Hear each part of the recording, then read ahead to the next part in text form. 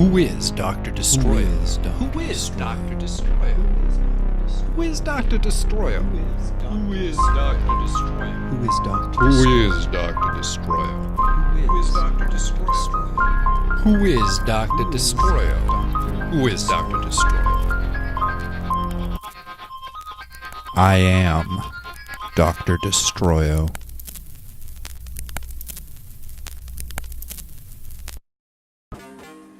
From the Death by Media Man podcast show, it's Dr. Destroyo. The story of the world's first true supervillain. We're telling Dr. Destroyo in sequence every 2 weeks. So if you haven't listened to the first episodes, go back and start there. Then, this will all make a lot more sense.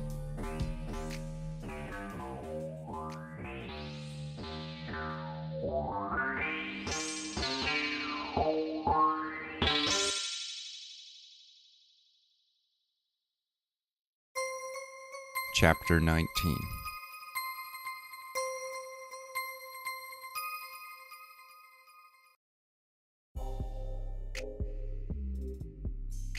It was just approaching midnight when we came up on the Mason, the hotel at the top of the big hill on Kingsway Street. The place was practically a landmark. It was the tallest building around, and it overlooked a good stretch of Main Street, which was just a few blocks over. The face of the Mason was all lit up with bright pink neon, running in long, thick rows down the length of the building, and also spelling out the name of the hotel up along the roof. The enormous letters just barely crested the edge of the rooftop, and could be seen from a far ways off. "So, how are we going to do this?"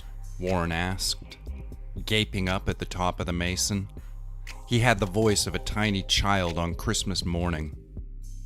"We're gonna ride a matter transit wavelength," I said. My eyes were focused on some distant star, like that mattered. "We're gonna get teleported up to the sublunar base." "I thought you said the base was in a satellite, orbiting around the Earth," Warren said, frowning confusedly. "No," I explained. "The teleporter is in a satellite. The teleporter in the satellite transports us to the base in the moon. I mean, technically it's a series of teleporters, if you want to get technical. A series of teleportation devices transmit the electronic version of our bodies from here on Earth up there to the moon." I half shrugged my shoulders, adding, "It'll all make sense by the time we get there. Hell, you should already be receiving the intellectual upgrades." "Oh, sure," Warren said, grinning up at me as a big bead of sweat trickled down the side of his grimy face. "Okay." As I said, the Mason was at the top of a big hill, and we'd already taken the long way up that hill to get to the hotel. Now we were both panting a bit, and Warren's pupils were getting larger by the minute. He looked starry-eyed and all full of grand aspirations. I was coming up a little too, but not nearly as hard. I could feel everything starting to twinkle around me, though, almost as if my eyes were seeing increased frequencies of light. Little hallucinations were threatening to will themselves into existence, just around the peripherals of my perceptions. "It feels amazing, that stuff you gave me," Warren warbled at me. "It's like ecstasy or something." I'd have preferred it if Warren hadn't been able to identify any of the ingredients I'd fed him, but I couldn't be all that surprised that a mentally unbalanced homeless person would possess a neurological familiarity with the effects of various narcotics. "That might be the serotonin boost you're feeling," I explained. "There's a lot of vitamins in what I gave you. Synthetic hormones, too." What was actually in the bottle was tap water mixed with 8 crushed caps of MDMA and a half a dozen acid tabs. The last of Tom's stash. I'd found it on the floor of his room, in a dirty little pencil case. He'd never really been into hiding stuff, and besides, it's not like I'd have ever stolen from him. The thought would have never even crossed my mind. But I couldn't steal from him now. He was dead. and you can't really steal from the dead. You just walk into their room and pick their drugs up off the floor, and then you mix those drugs into a big bottle of water, and then you go out and you find yourself a homeless man with mental problems, and you trick him into drinking it. And then it's a plan. It's a thing that's happening. But mostly, I went on, what you're feeling is the genetic realignment taking effect on your thought processes, with the nanobots. What bots? Warren asked me, his walk a staggering lurch that made me think of a stunted chimp. Little robots in the water, transforming you, in your brain. I tapped my forehead twice, making you more than you were. He looked sort of scared. That seemed sort of appropriate to me. And here we are, I said, as we hit the Mason's front doors. Are you good with the plan? It was like I had a little sidekick, or a squire. No, Warren moaned at me. You haven't explained anything at all. I shook my head and faked a confident grin. I'm gonna go inside and ask for a room. You're gonna sneak past me and start a fire. Once the fire alarm is going, I'll find you, and then we'll go up to the rooftop. Oh, I could practically see Warren's little brain struggling to make sense of my agenda. Okay. I went into my backpack and pulled out a second plastic bottle. It was similar to the first one, but I'd filled this second bottle with something different. Lighter fluid and styrofoam mostly, which wasn't really an internet-approved recipe for napalm, but I hoped it would be close enough to burn. Along with the bottle, I handed Warren a length of cloth and a disposable lighter. You'll just undo the lid a bit, then dip the wick and light it, and make sure you're near a smoke detector when it goes up. It all sounded so simple when I said it aloud. Past that, we should be golden. Just make sure you move quickly. I don't want to have to talk to the desk clerk any longer than I gotta. I was already significantly higher than I'd wanted to be, but that seemed okay now. It seemed like it was all part of how things were supposed to be. The substances were easing me into the experience, like getting blindingly drunk before you lose your virginity. That sort of thing. MDMA and LSD work so well together. The acid is the powerful part of the trip, but tends to be a more emotionally neutral substance. It affects your mind, but doesn't necessarily influence your mood. You can get strung out and stressed out on acid, but the ecstasy takes the edge off that experience and keeps everything all happy and chipper, like a big scoop of ice cream, melting into a thick slice of hot apple pie. Just think about that. About melting. The last of Tom's drugs, found in the little pencil case on the floor of the room that used to be his. Nothing was his anymore. The ice cream melts across the surface of the pie. The ice cream spreads out, losing its form and going liquid, spilling over the edges of the crust and down the sides. I felt confident and sure of myself. I felt certain that I was doing the right thing. I felt like every strange chemical in my brain was part of a long, brightly colored snake. It felt like there were hundreds of them, those snakes inside my head. And all those snakes were fighting and fucking. The snakes in my brain were biting each other, tearing each other apart, and spilling their strange, venomous bloods all around my skull. The door into the Mason swung open easily, and we stepped inside. The innards of the hotel were mostly yellow and brown and salmon pink, with lots of mirrors on all the walls and pillars. There was a front counter and a girl behind the counter with bleach blonde hair and bored eyes. She was far more interested in looking down into some magazine than up at anybody who might have just wandered in. Aside from her and us, the place appeared to be empty. I walked slowly towards the front counter as Warren skittered away, bottle in one hand, lighter in the other. I walked as slowly as I could, taking in my surroundings with my drug-enhanced senses. The lights all seemed to be alive and transmitting secret messages directly onto my eyeballs. It was scary, sure, but I'd done stuff on drugs before. I'd ordered pizzas and waited in line in restaurants. I'd come up in the midst of crowded movie theaters, afraid of the dark and everything that moved. I'd been ambushed by lost tourists and forced to converse with confused elderly people. I'd had experiences on drugs. I knew the routine. As I approached the counter, I rehearsed my lies over and over again in my head. I practiced the precise order of the words and tried to set my tone well in advance.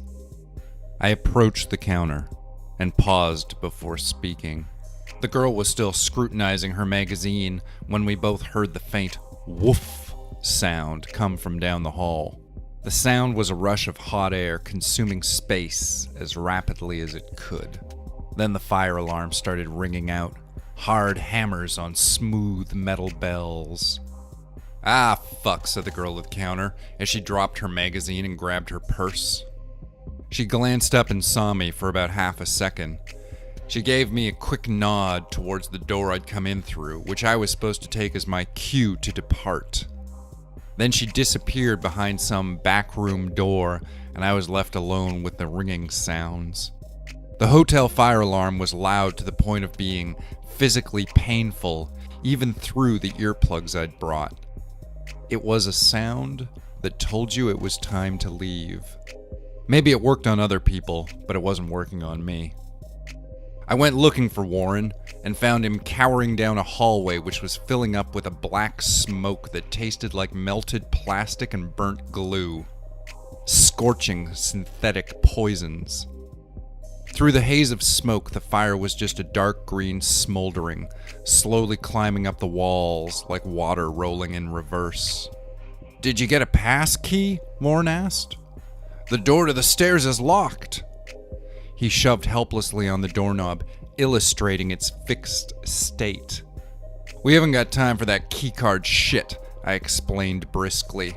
"We'll have to use one of my devices." I reached into my backpack and pulled out a large hammer.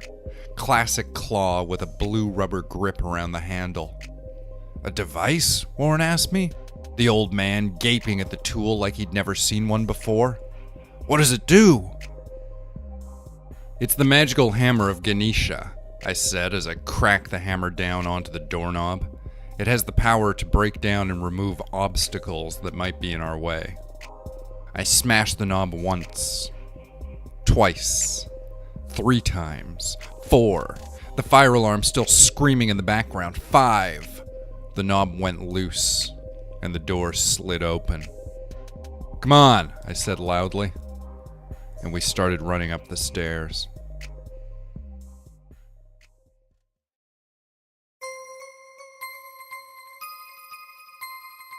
Chapter 20.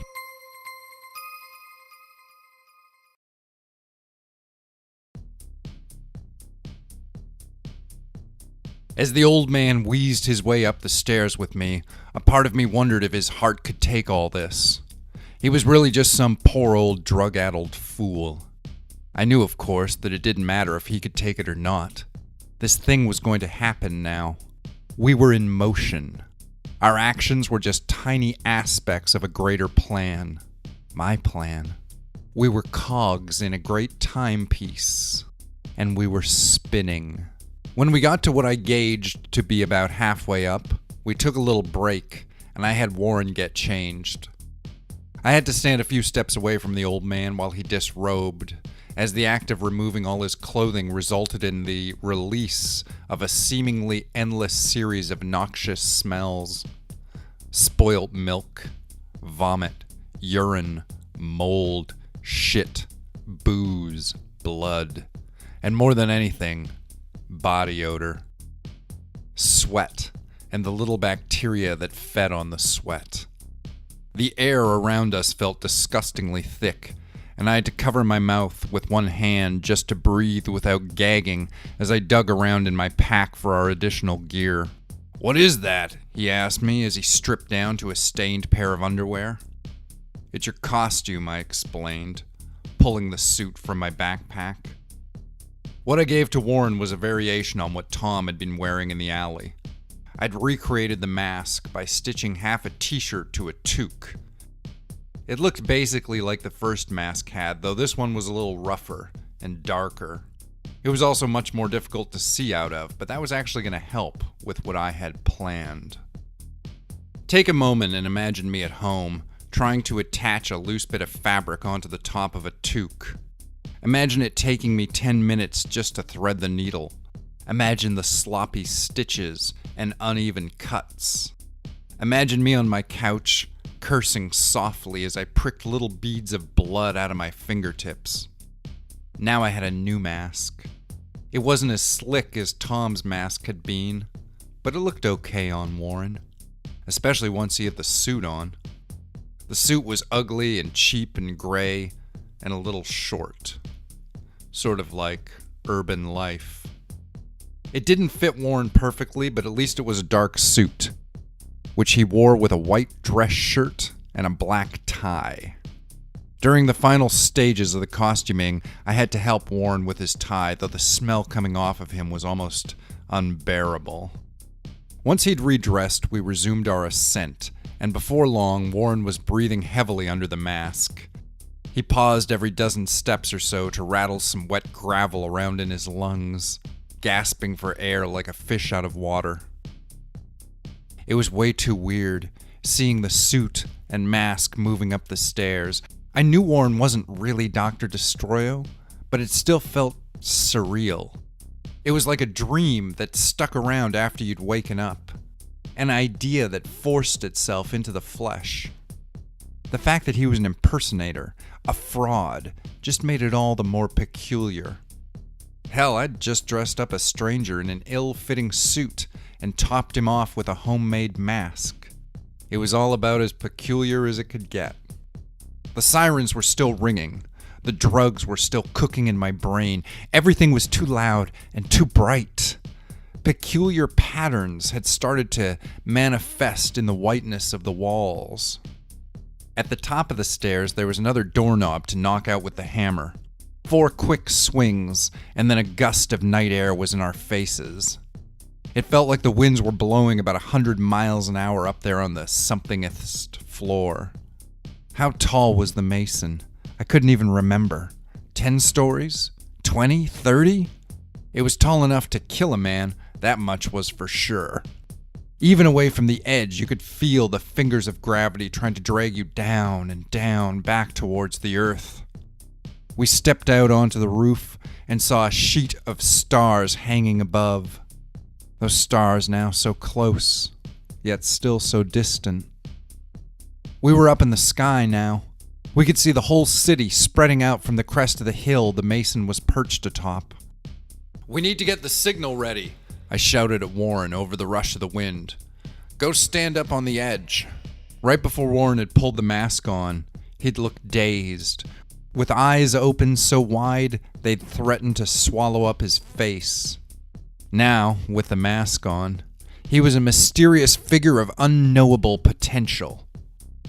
Meanwhile, the bells of the fire alarm were screaming out beneath our feet, and somewhere far below, a fire was burning, climbing up the building, perhaps the same way we'd come. My head felt as full of stars as the sky. All around us, the city was lit up with its millions of little light bulbs and lifestyles, and below our feet, the blaze was reaching up the walls like an army of angry insects.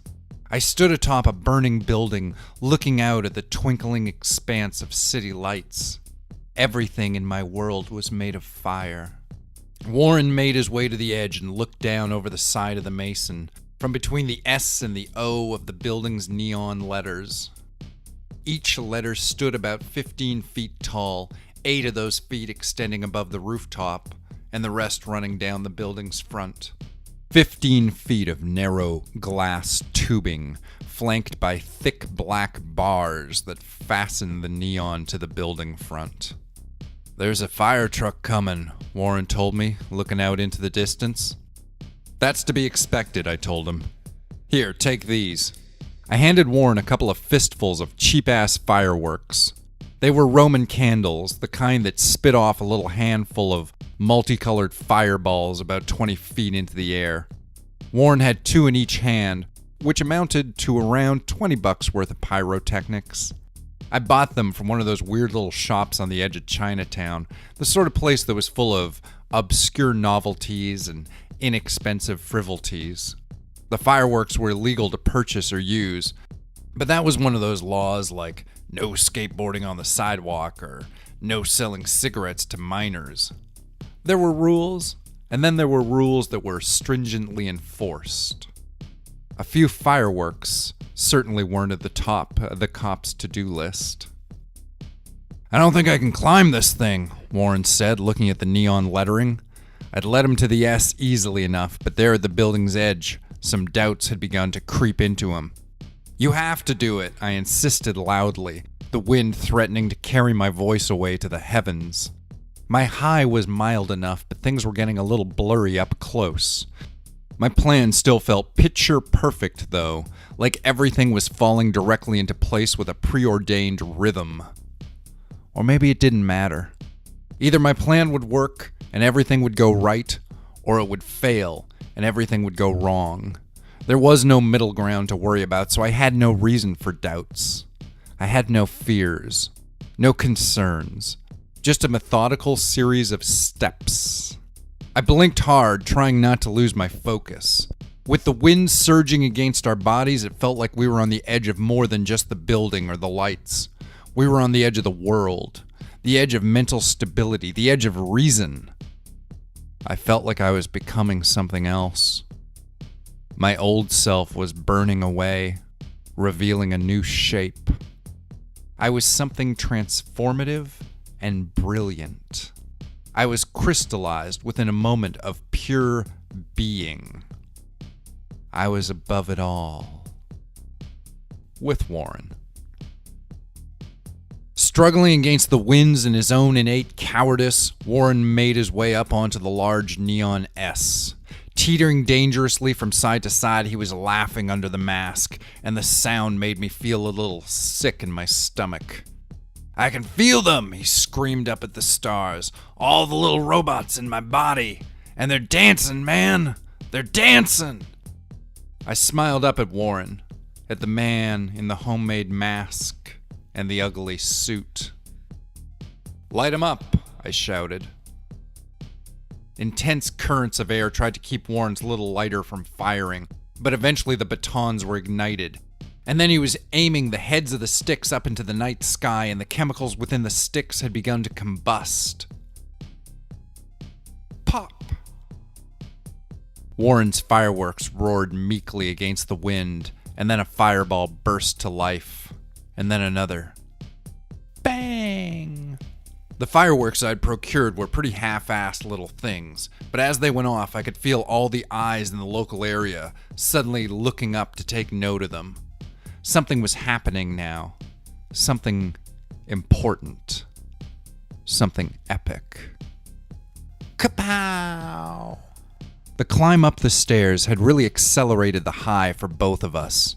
I was getting mad tracers off the fireworks, and I couldn't even imagine what Warren was seeing. I could feel rivers of sweat soaking my body and my clothes, and I could imagine Warren's eyes maniacally open and bugging out of his skull. The sound of his laughter was unnerving. All of his noises were pitched too high, like his frequencies were all wrong. The fireworks were screaming weakly around Warren's head, and he was laughing. He was laughing a series of sick sounds through the mask with wet, guttural coughs and sharp, wheezing inhalations of cool air. Slowly, he began to dance around on the sign, ducking his shoulders up and down like a swimming fish. "Warren!" I screamed, sensing the moment's climax coming like a lover's orgasm. "You have to jump." "What?" Warren asked, and he spun around to stare at me. But as Warren spun, his right foot slipped on the slim tube of electrical lighting, and then Warren teetered and fell back. And I watched him fall. He tumbled sideways, and as he did, His hands grabbed hold of the light, and then he just dangled there, one hand on the S's middle curve, and the other hand still waving fireworks off into the air. A ball of blue flames leapt out, and Warren screamed. Poof. Then his coat was on fire. Just one sleeve, but the flames grew quickly, spilling up his arm. I heard him scream, and then the glass tube of neon shattered, unable to support the weight of the ungainly old man. And then there was a sound, like the world tearing loose of its foundation. And then the rest of the glass sign began to shatter, and Warren screamed again. And I turned and I ran. I ran back through the door, back down the stairs as fast as I could. I'd been running for less than a minute, leaping down 6 stairs at a time when I heard a sound like the city was caving in on itself. The walls shook and the stairwell was filling up with smoke. The fire alarms were screaming louder and louder. It was like everything was ending. Or possibly, somehow, beginning.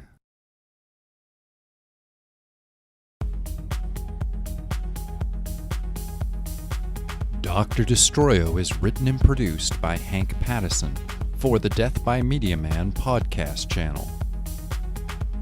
You can subscribe to the Death by Media Man podcast on iTunes and SoundCloud.